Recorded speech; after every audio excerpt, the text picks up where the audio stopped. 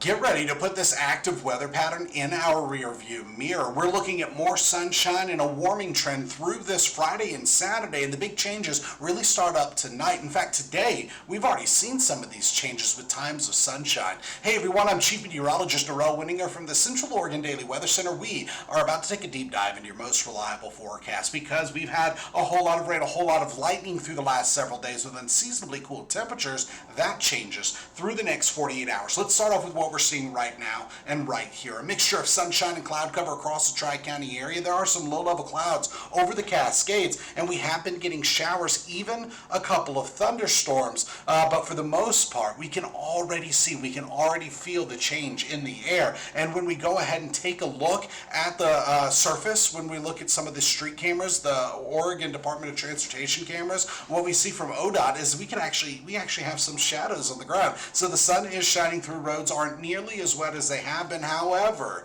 some showers are still rolling through the high desert, coming right down the 97 corridor from Warm Springs and Madras through Culver, Crooked River Ranch, and even coming through Metolius earlier, but now down towards Redmond. And these showers aren't bulky. We don't have any lightning with them. However, look over towards southern Deschutes County on the Highway 20 corridor and getting into Crook County. There are a handful of isolated thunderstorms, which is tracking with our forecast. Now, we still have a chance of some showers, but here in the last 24 hours, we've had a whole lot of lightning, 1,500 lightning strikes, most of that over Wheeler and Grant counties. But for Central Oregon, in the last 12 hours, it's been a lot different. It does say 418 lightning strikes, but most of that is further up off towards the northeast, just on the edge of the graphic for the Tri-County area. It looks like one, maybe 24 lightning strikes. And satellite and radar, the bigger picture actually shows where we do have some thunderstorms, all part of this same low pressure system, that you can actually see the center of circulation right at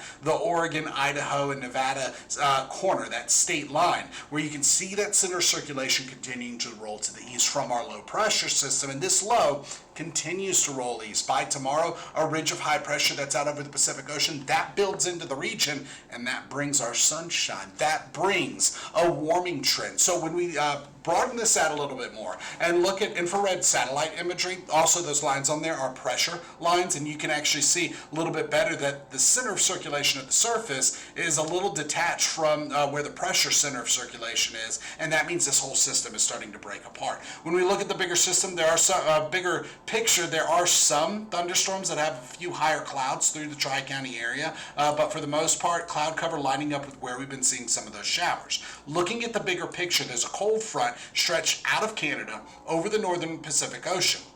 There's also a ridge of high pressure to its south and to its east. Now, this high pressure builds in for a couple of days, and it's what we call a transient high. And that's because it's just moving through. It's not setting up. It's not parking or anchoring itself over Central Oregon. In fact, it moves through. Then we get the remnants of this cold front. They're going to redevelop into another low pressure system, bringing us our next chance of rain. So for this evening and tonight, where we have showers, those fizzle out, we get some clearing. And then by Friday, we're looking at more sunshine until we get to the afternoon hours, some clouds.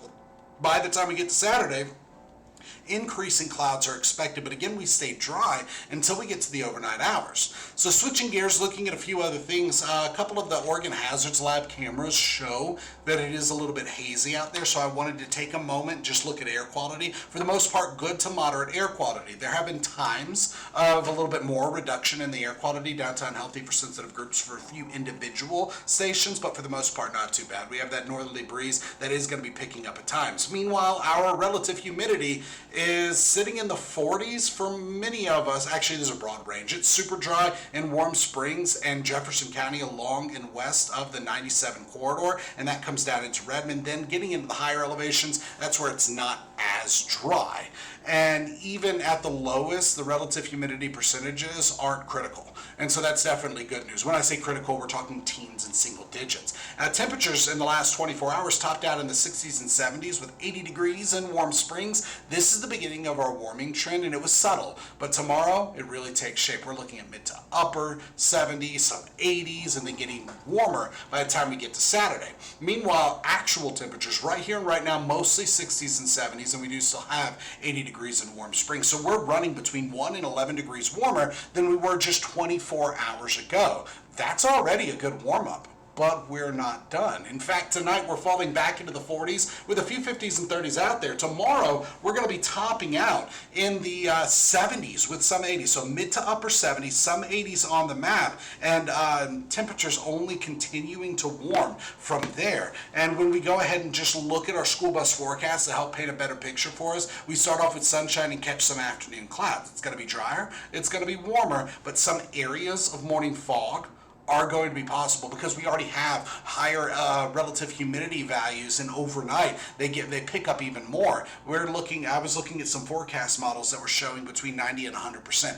That's fog territory. So we do have a chance for some fog. But ultimately, Friday, we're looking at highs in the 70s and some 80s. By Saturday, still under more sunshine, but additional clouds rolling in, highs in the 80s with some 70s. So warming up a little bit more, but peaking because our next system is going to be just offshore. See that cold front where you see the showers and the word cooler? That's where low pressure is going to develop and push right into the high desert for Sunday. So Saturday night and Sunday, some showers are expected. And roller coaster temperatures are in the forecast. We warm up through the next 48 hours, cool down significantly Sunday. Monday temperatures start to pick back up. We get our clearing, and then we're back into the mid to upper 70s and reaching into the 80s after that. Now, our future precipitation graphic that shows the entire Pacific Northwest shows that between now and Saturday at 11 p.m., some showers are expected. So let's time this out.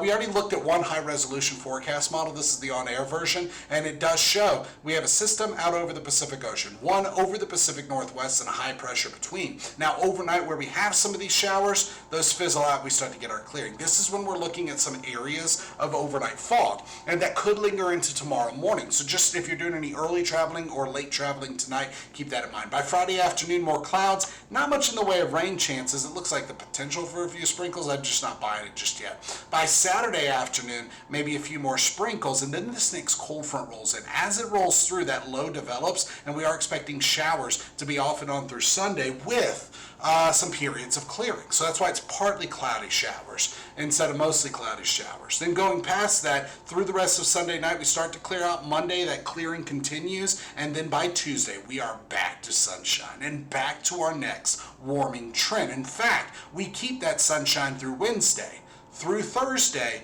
and then by next Friday, we start to see, actually late Thursday going into Friday, we start to see more clouds. So between now and 11 p.m. on Saturday, we're catching some showers, just most of those happening through the rest of this evening, not too many of them. Winds have not been too gusty yet today, gusts between 10 and 20 miles per hour. Actual wind speeds about 5 to 15 miles per hour. Now through the next couple of hours, wind speeds pick up, staying out of the north and the northwest. Overnight, we swing around to the south and the southwest and have a gentle breeze. A light breeze is expected Friday and Saturday. By Saturday, winds could pick up a little bit. That's about it.